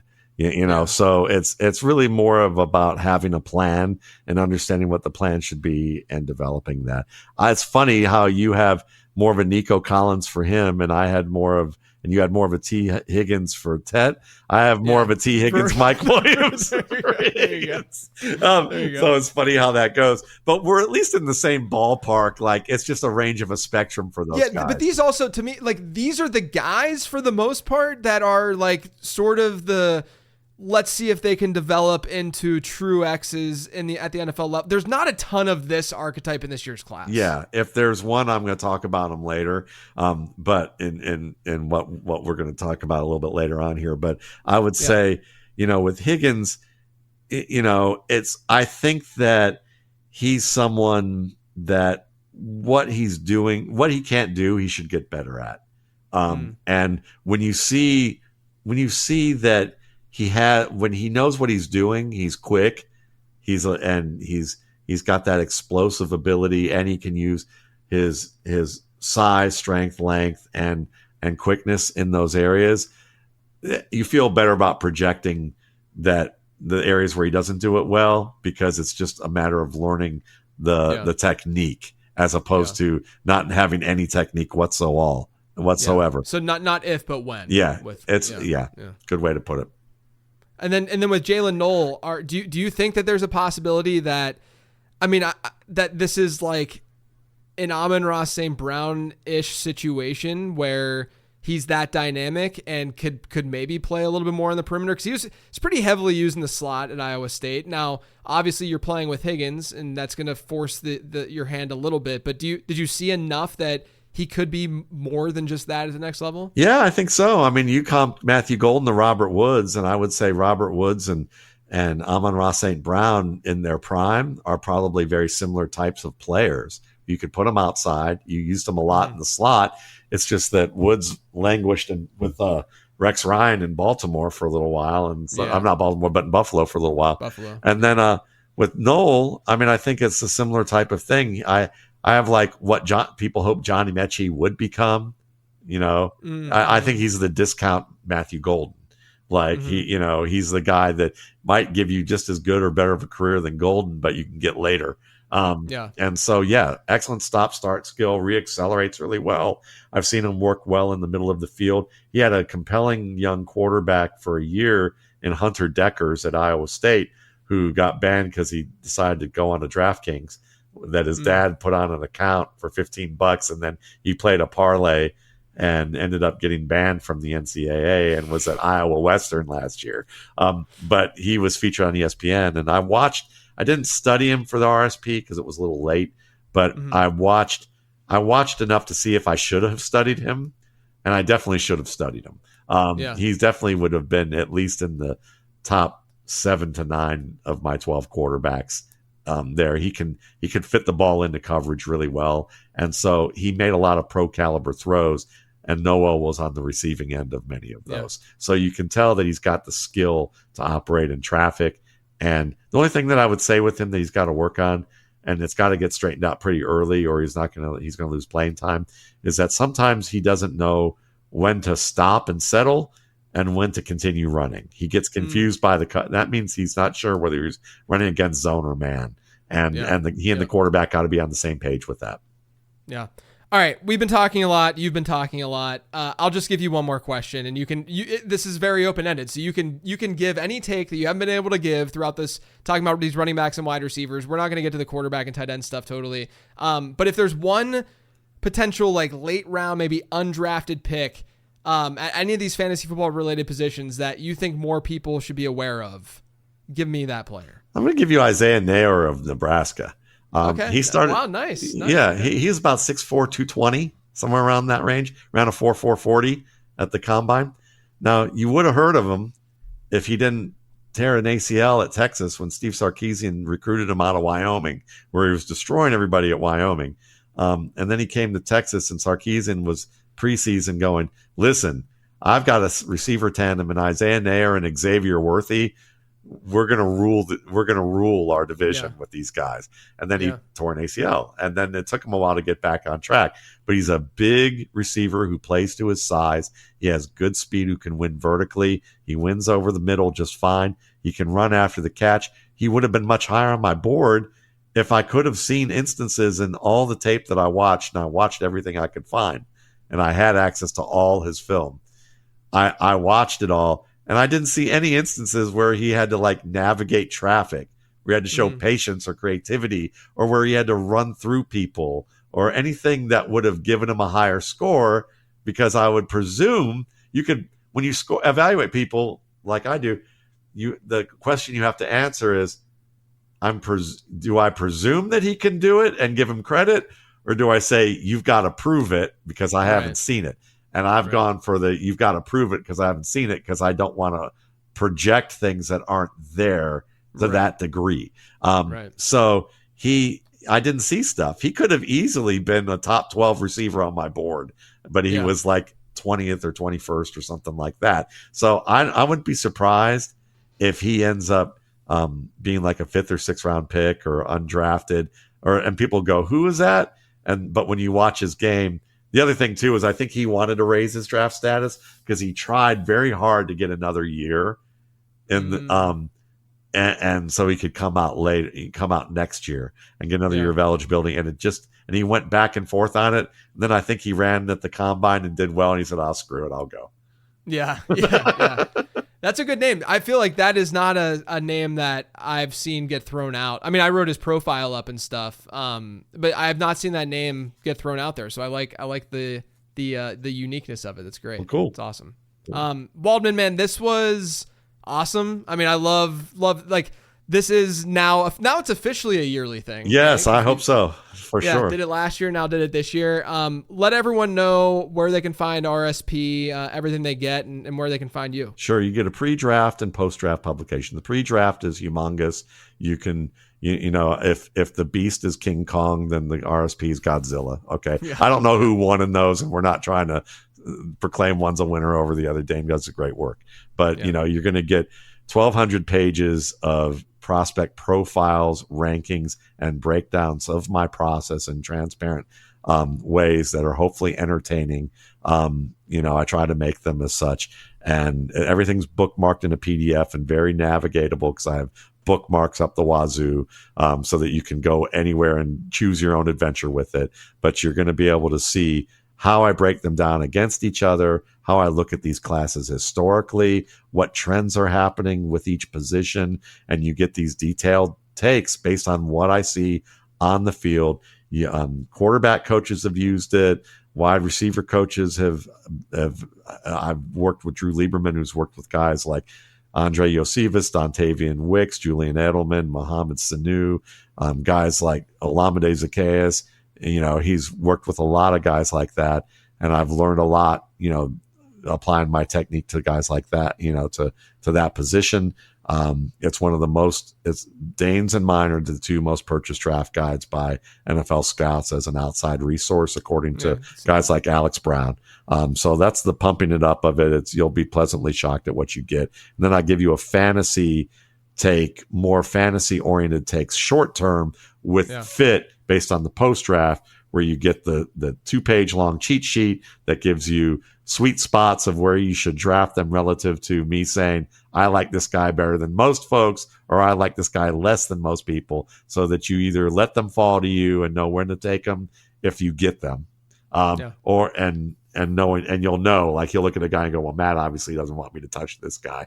And then you'll see another one where goes, okay, I'm getting a 2-round discount on this guy, And so I show that player fit, what the depth charts look like, an analysis of the depth charts. And I rediscuss why I think Ladd McConkey will be a top fit, as opposed to Marvin Harrison is a more questionable fit than where his value is.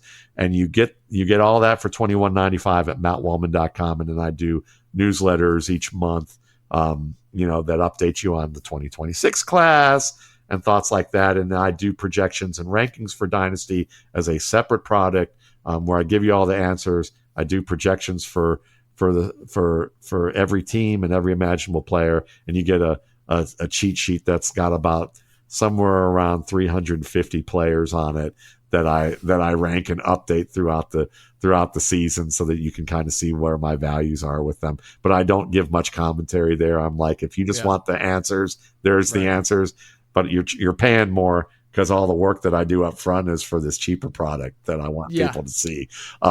So that's what you get, Definitely check it out. I think I said it last year, but I'll say it again. If you've been interested in like the late round prospect guide and the modeling and the analytics side of things, this is a great compliment. It's a massive monstrosity of a document with the information inside of it.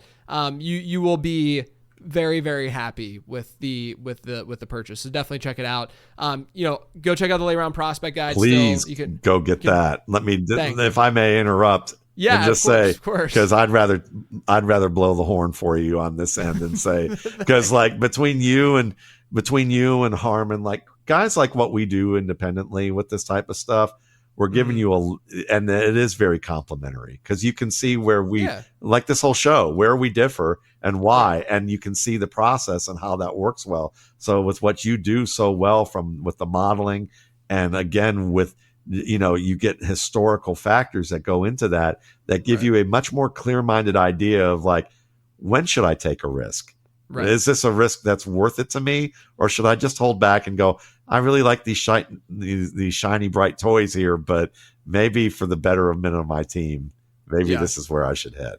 And look, sometimes it's fun to just get the shiny new toy. You're just playing Dynasty for entertainment purposes. But yeah, I said this year especially, I drove home in the prospect guide that the model is there to tell you when to deviate from draft capital. That's really what this comes down to. And then I'm watching these guys as well. It's just not the thing that I know that I'm providing the most value with, and so I can add that commentary. But I'd rather have smart folks like you come on and give even more detailed commentary on that side of the game. So thank you, Matt. Again, let's make this a yearly tradition. Do this each year. Everyone check it out. Check out Waldman's rookie scouting portfolio. Unbelievable work that he put into that. Otherwise, enjoy your weekend, and thank you for tuning in.